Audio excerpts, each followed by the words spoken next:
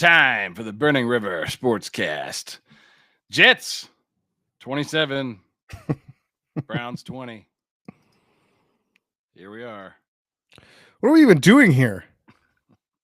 No idea. None at all, my friend. None at all.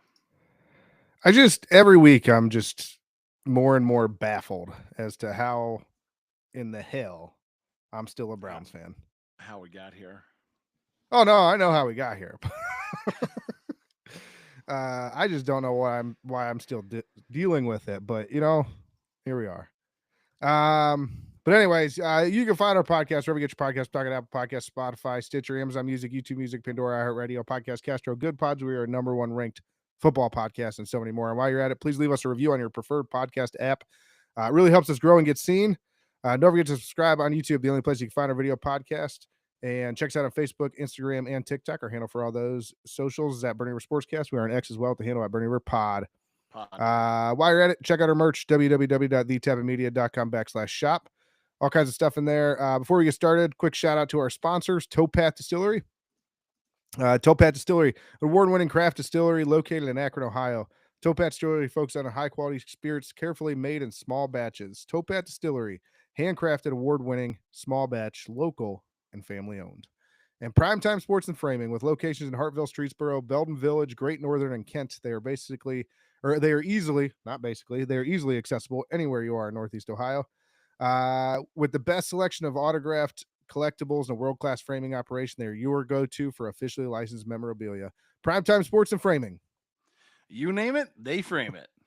And they provided everything for our giveaways earlier this year. So basically, they're easily accessible. Yeah. But today on the show, this is what you can look forward to. We got a recap of today's Week 10 loss to the Jets. That's right, the Jets. A closer look at the offense, defense, and special teams play, our nominees for Dog of the Week. What changes, if any, we expect as we get into this week and the rest of the season. Deshaun Watson's out there talking about he thinks he's still got some gas in the tank. Maybe it's time to kick those tires again. It can't be worse. And I think we just want to talk about just what the hell happened. How did we get here? I don't know. I'm sure there's going to be a lot more. But let's get things started by reminding everyone to call the Burning River Sportscast Hot Take Hotline. Hot Take Hotline. Nobody's calling. Leave your hot takes on the Hot Take Hotline. Hot takes. We get any yet? We got a couple, but more can come in. Keep calling. Let us know. Keep calling. I mean, if you're not pissed off about this one, you got problems. I don't know, man. Yeah. I mean, seriously, call the Hot Take Hotline and just let us know how you're feeling. I mean, if nothing else, just vent a little. Just vent a little. Kenny, I like how your name's still Burning River Sportscast. You never changed it. You are Burning River Sportscast. I'm just Ronnie James. I am the Burning River Sportscast. You fix that right now. But yeah, call us. Leave your hot takes on the Hot Take Hotline. We'll put them on our show for Thursday. We'll talk about them. We'll laugh a little bit. Hopefully by that time everybody's cooled off and it'll just be fun. But it probably won't be because we're still going to be losing. We just lost to the Jets.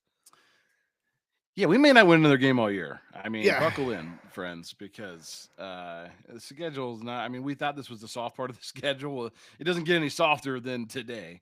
Than the Jets. This feels as bad as when Robert Saleh was keeping receipts and I talked shit to him, and then they scored like 17 points in a minute and beat us. This was worse than that.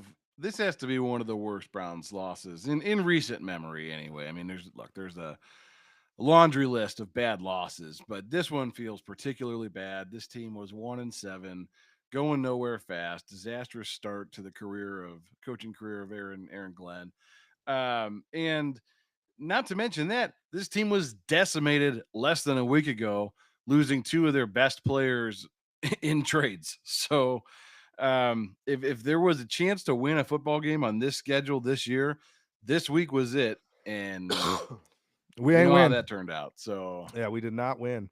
This long-winded opening is just to delay the inevitable that we've got to get to talking about the actual game. So with that, I guess we'll just jump in, right?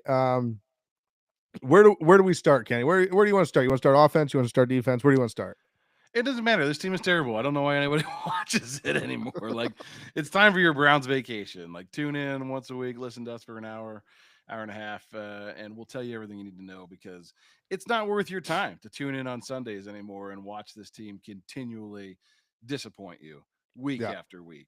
They're a disaster. They're a disaster. And I mean, let's start with the offense. I think that's a great place to start.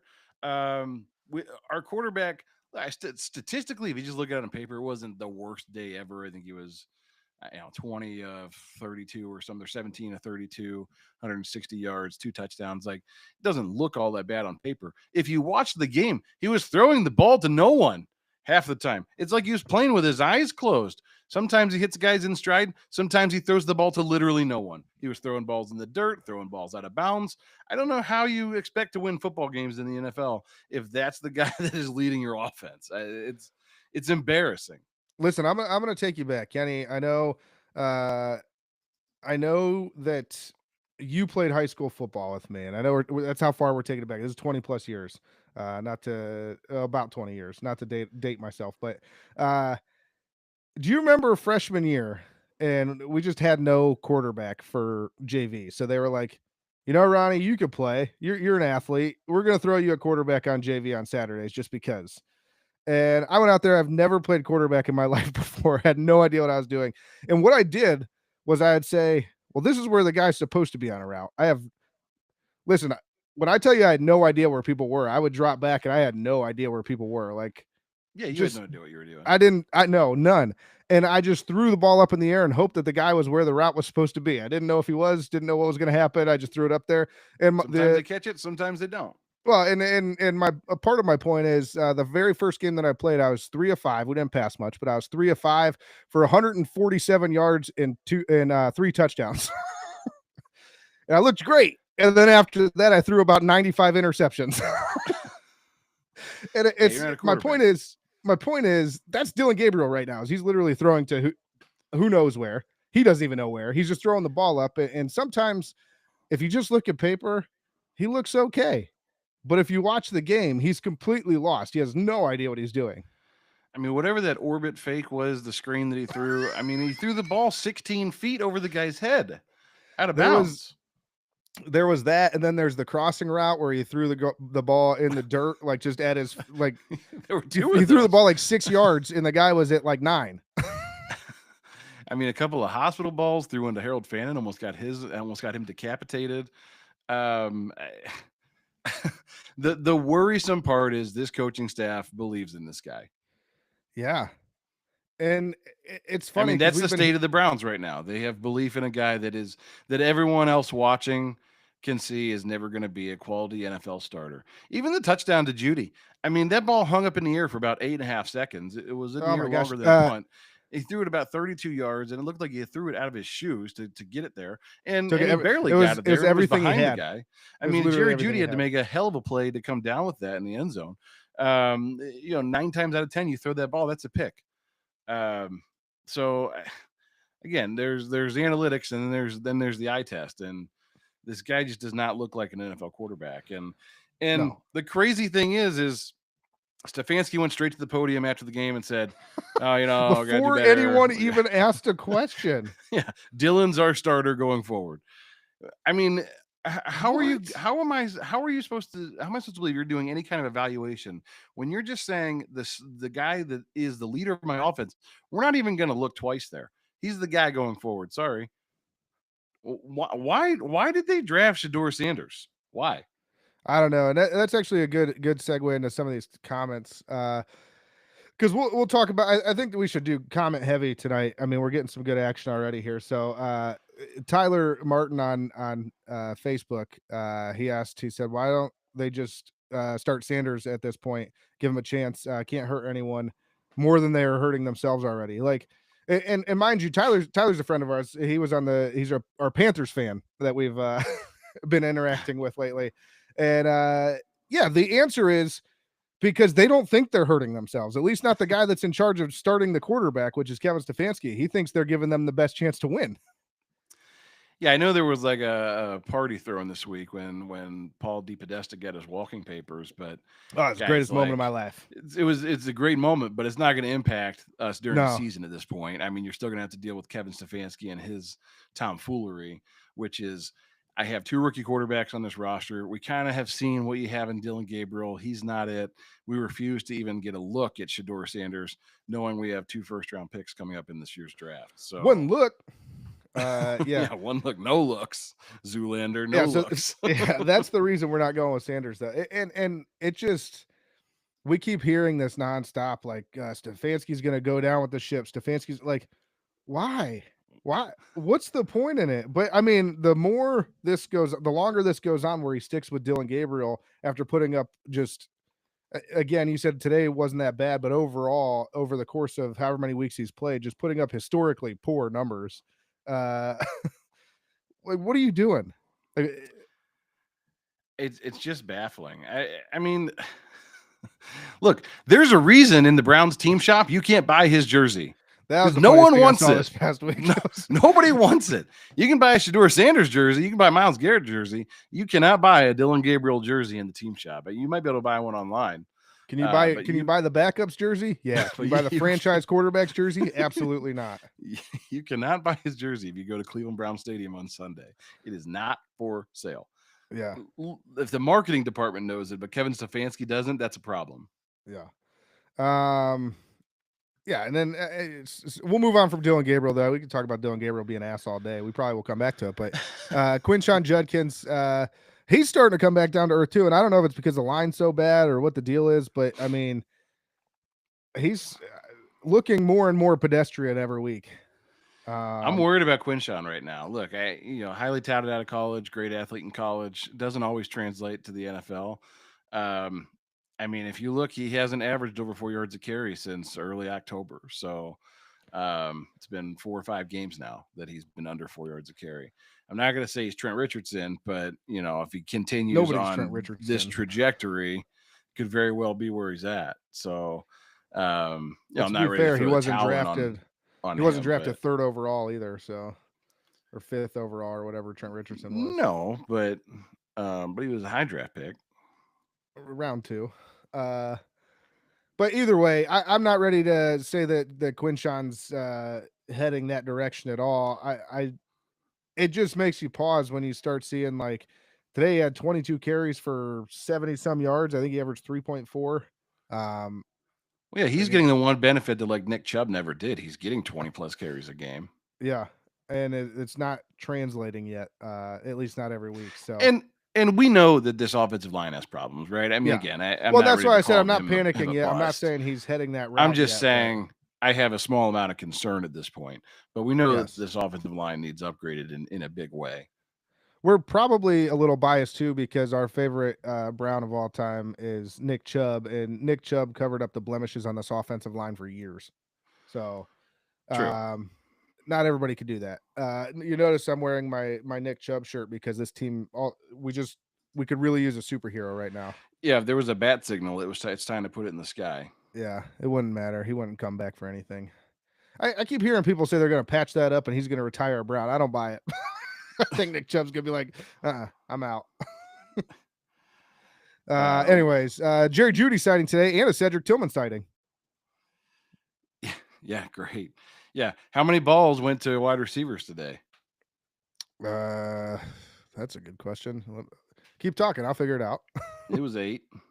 8. 6 to Jerry Jeudy, 2 to Cedric Tillman. You can't win football games by throwing your receivers 8 passes. I mean, to be fair, he only had 17 completions total. So, well, yeah, because he threw a lot of balls in the dirt and out of bounds. So, I mean, he threw that one to Cedric Tillman in the end zone, and it was about 40 feet out of bounds. So, that was another really bad one. I didn't even. You just reminded me of it. When I was watching it, saw it happen. I was like, he didn't even give him a chance. Like, it wasn't even close. No. It was just like, I'm not even. No, and Cedric actually won the matchup. Cedric had a step on him, but he hit, like if he would have just thrown to the outside, he had him all the way down the sideline. He threw it outside, all right, outside of the field. Let's move on to the defense. The offense is ass. Myles Garrett had another sack. He's now tied for the league lead. But that guy's not very good, according to some of the people on our Facebook. Yeah. But look, again, this whole game was a dumpster fire. Kind of like our show Justin so Fields, far. I don't know what to say. Justin Fields threw for 54 yards. Their starting quarterback threw for 54 yards, and you lost the game. There was a point in the first quarter that I texted you guys, and I said, the Browns currently are down 14-7, and the opponent has 2 yards of total offense. 2 yards of total offense, and the Browns were down 14-7. Yeah, you spotted them 14 points today on returns, so that's good job. Good job out of the special teams. Somehow Bubba Ventrone still has a job. Yeah, we'll get to him. We'll get to all of them. Just everything that you point to, like, just points to, like, you can't run this back again, right? Like, this game is this game. They lost this game. It was ugly, but this game was not an aberration. This game is how the season has looked from start to now. You can't run this back. Stefanski's got to go. DePodesta's gone. Great. Bubba Ventrone's got to go. Like, this isn't. You have to clean house. You can't keep rolling the same shit out every week. Right. And what has anybody shown us besides the only guy that I'll continue to say besides Jim Schwartz, like, who showed us anything that deserves being kept into next season? And even Jim Schwartz, like, he's got to go because he's part of the regime. So, I mean, I guess you could make a case for Tommy Rees today to say the offense had their best day of the season. we could talk about that for a minute. Tommy Rees, and not that I'm giving him any major props or anything, but this is just another nail in Stefanski's coffin for me because Tommy Rees takes over play calling, instantly scores over 17 points. Yeah. Like, we haven't done that in weeks. And the one time we did this season, besides this game, we had like 2 defensive touchdowns. So, yeah, thanks. Yeah, I know. I'll throw his name up here. Yeah. You'll have to check out our Facebook for that. We get him every week telling us how bad Myles Garrett is. Every week. I think his name's John Tinchy or something like that. He hates Myles. Yeah. Not a fan. Yeah. 11 sacks on the season. No big deal. But yeah, I just again another nail in Stefanski's coffin because you can't tell me that, like, okay, I'm going to turn over play calling duties, and to me it should be a regression.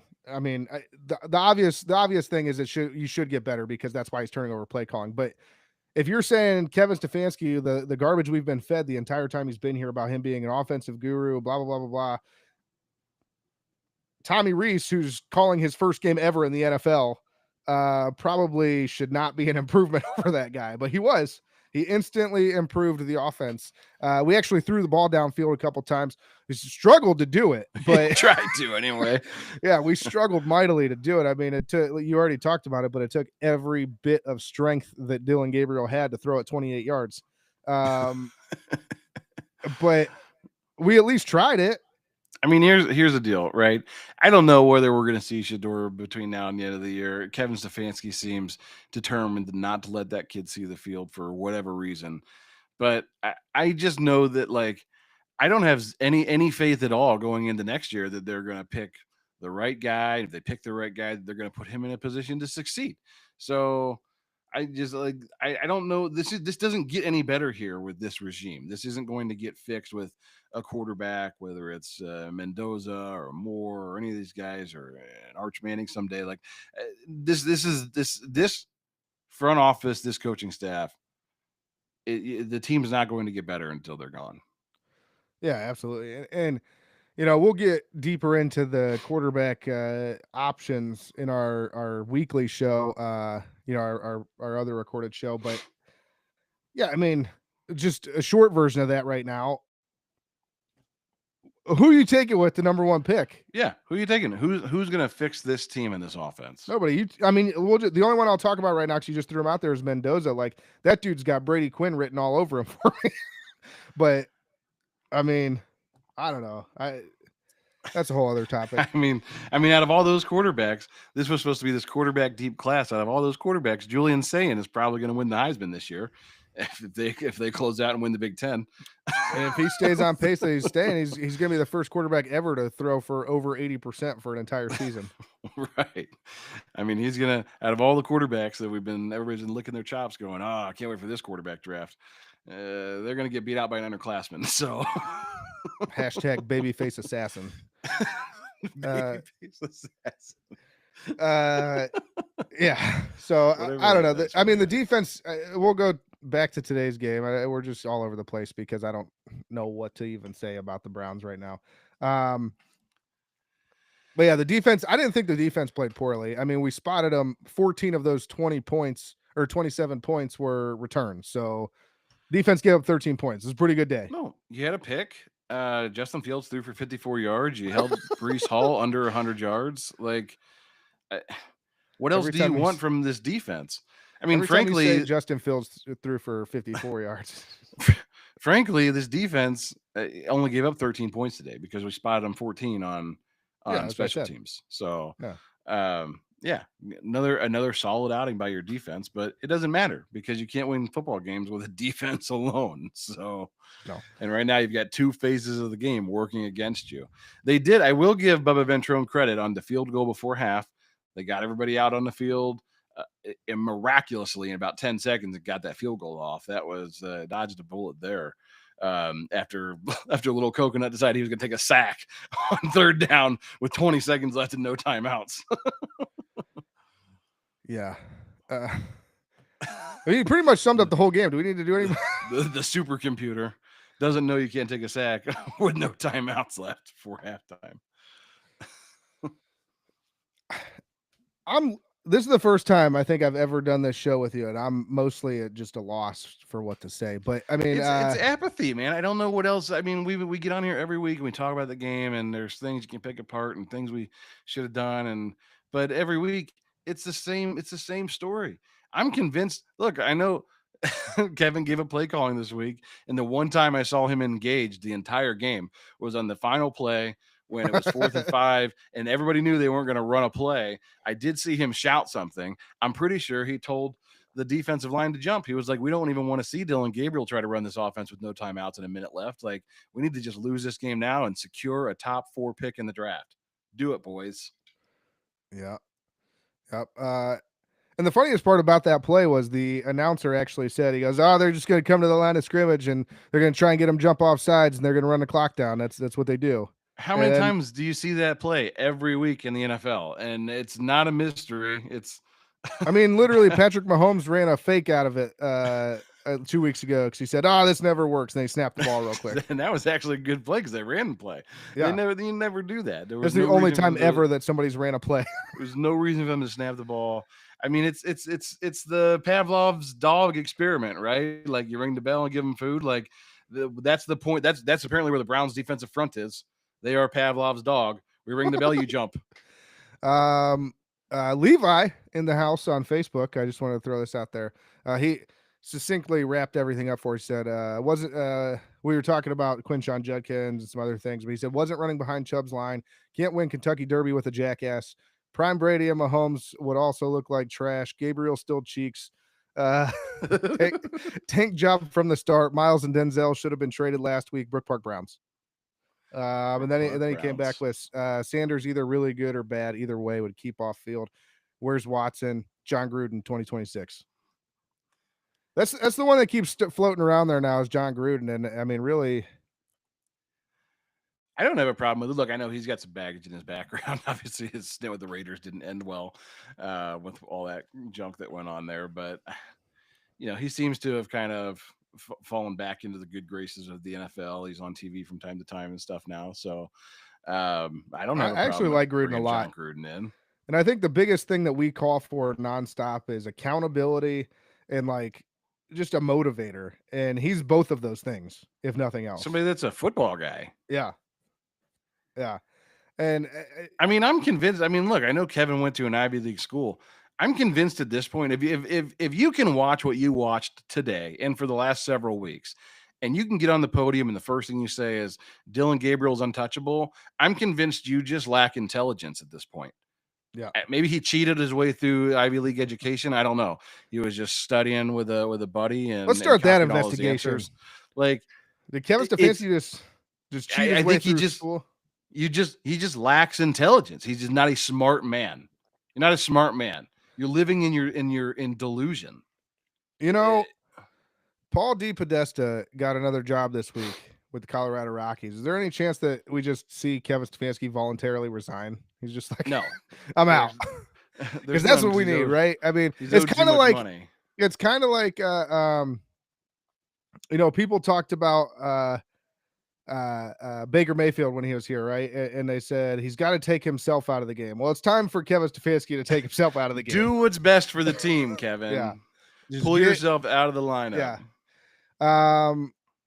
But yeah, so let's go. Let's finish the game portion of this. Andre Schmidt, special teams, made all his kicks. That's the only good part about special teams today. Everything else about special teams is awful. Coaching, Stefanski. Obviously, we said fire Stefanski. He lost to the Jets. He lost to the Jets. He lost to the Jets. He lost to the Jets. They were 1-7. And then he came out and said he's sticking with Gabriel as quarterback. Still no accountability, discipline, and coaching type penalties. We talked about the last penalty that sealed the game. That was just one of several.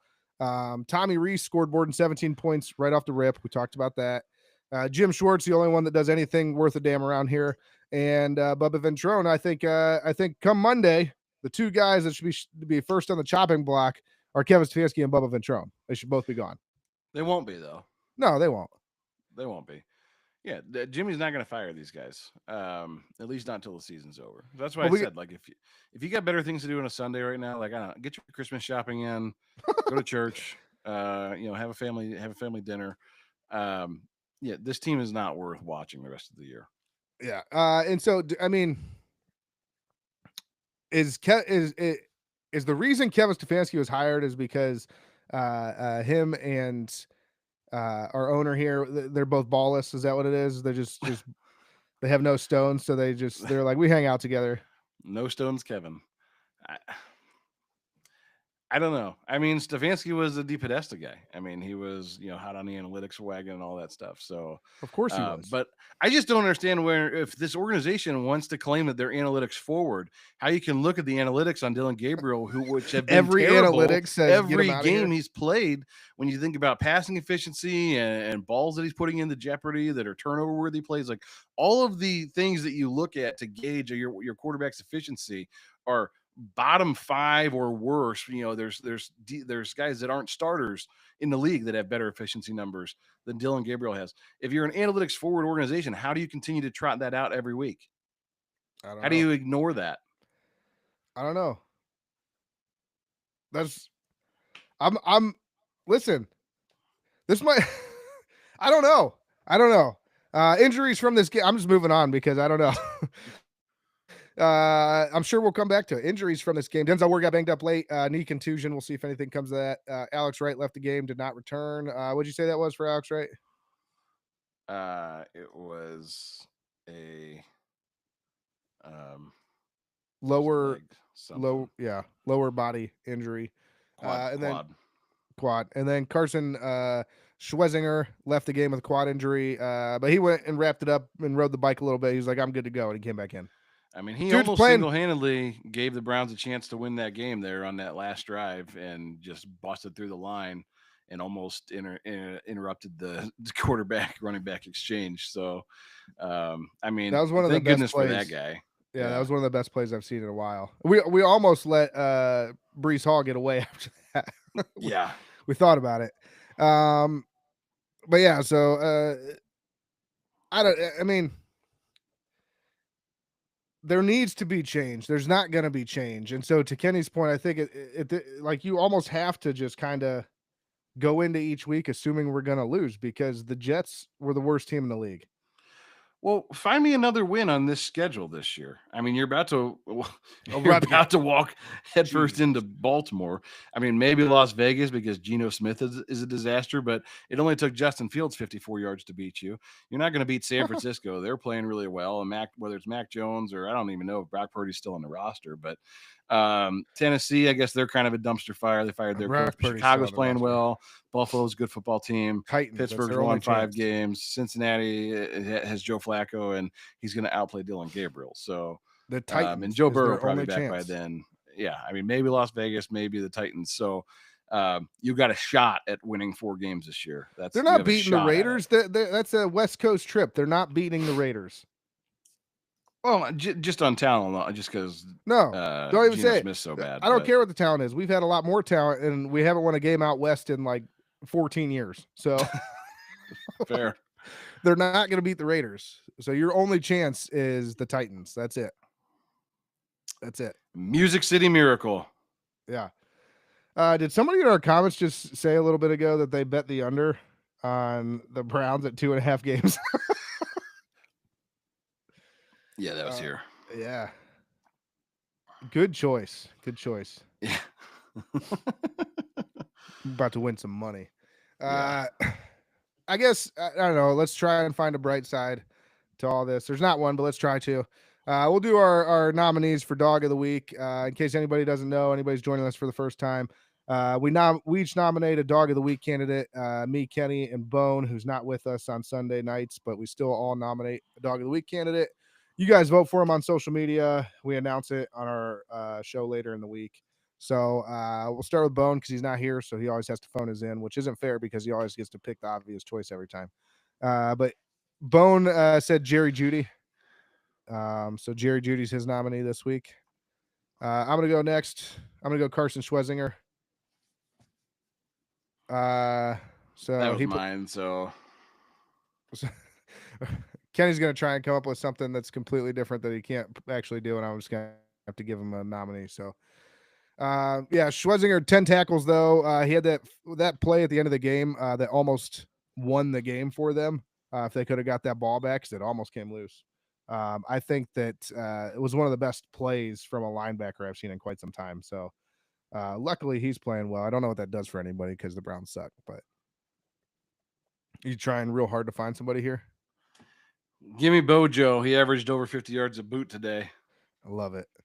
I got a soft spot for the punters. I love when we go punters for Dog of the Week. 7 punts for 351 yards. He had more.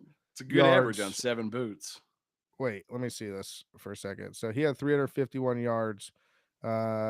He had about 75 more yards than the Browns did total. So it's a pretty good day. So there you have it. Our Dog of the Week nominees: Jerry Jeudy, Carson Schwezinger, and Corey Bajorquez. That's all I got. Kenny, final thoughts this week? Or we want to keep talking anymore? No, I mean, this has been the worst show we've had all year because this is the worst loss they've had all year. I'll be honest. 1-7 Jets. It's terrible. It's a disaster. I can't wait for this team to clean house. I've been ready for my pound of flesh for a while now.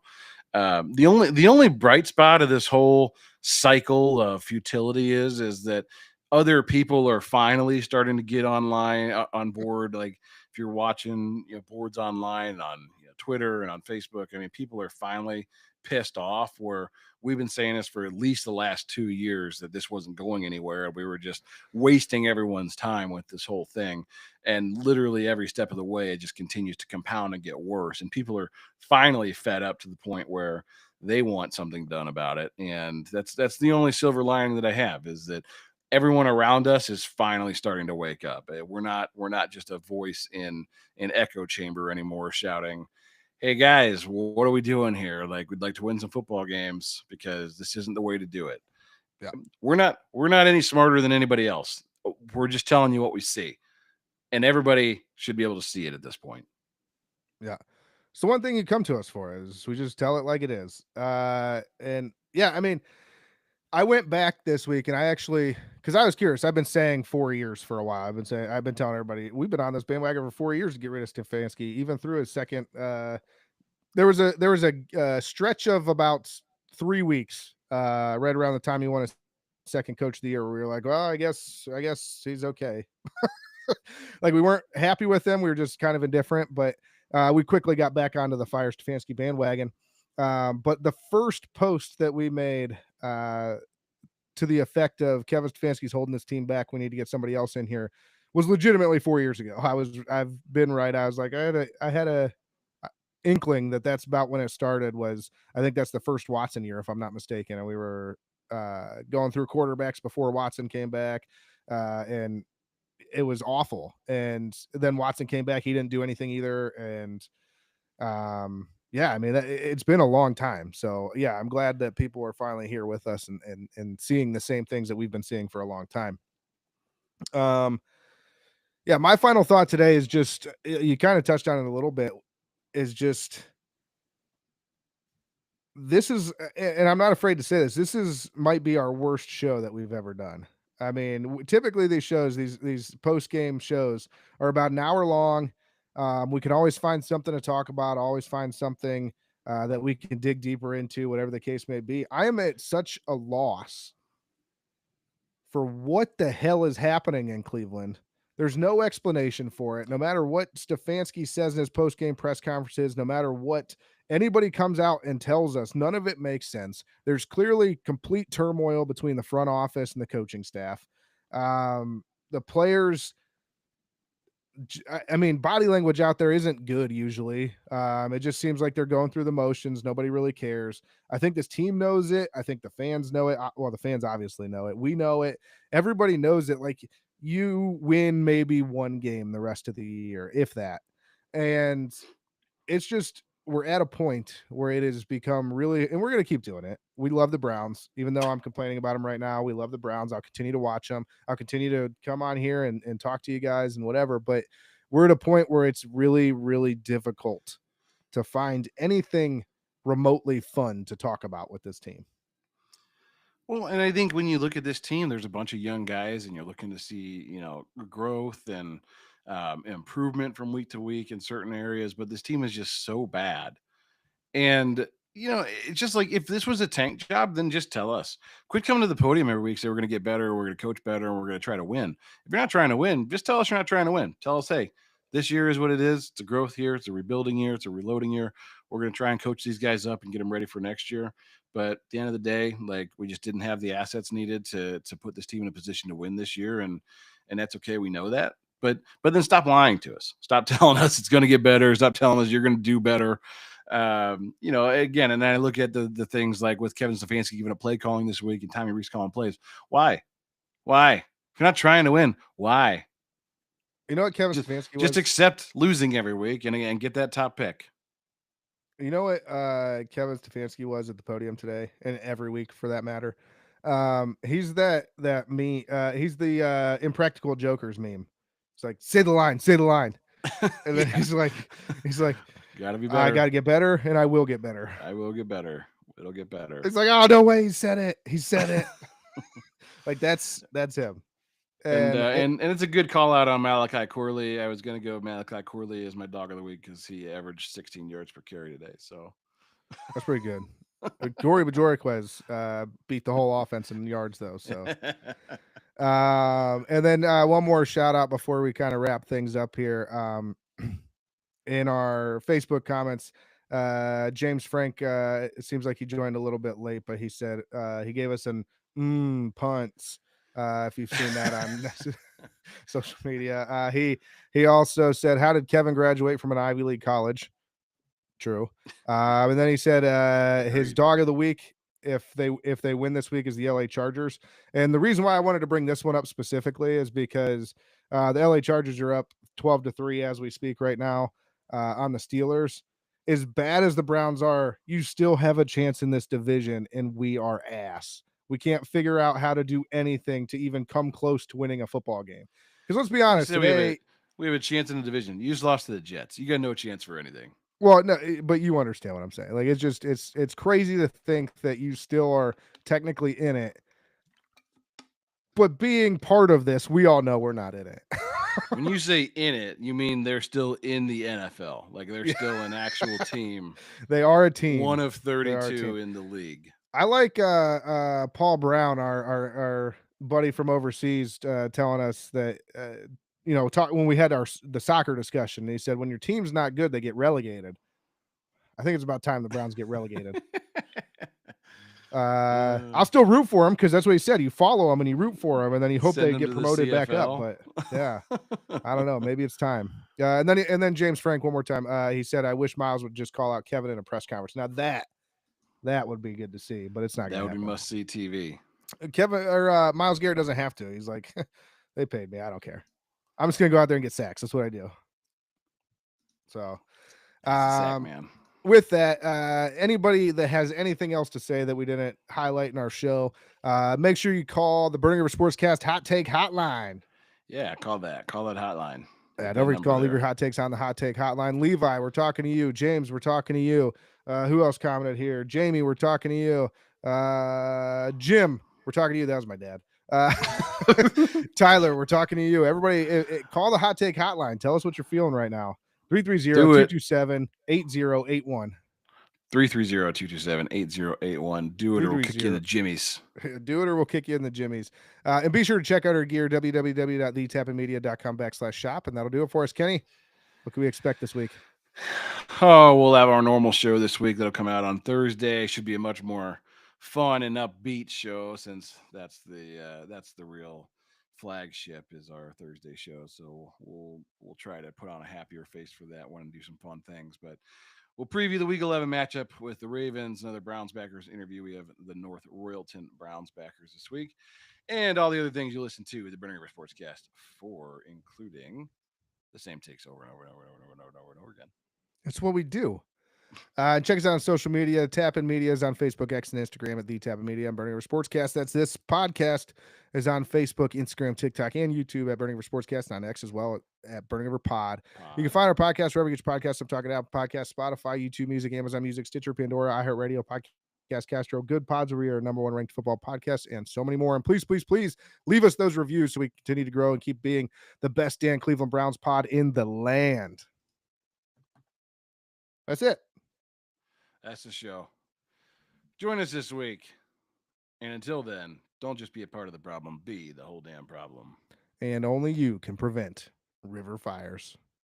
Burning River Sportscast. Burning River Sportscast. Good night, Cleveland.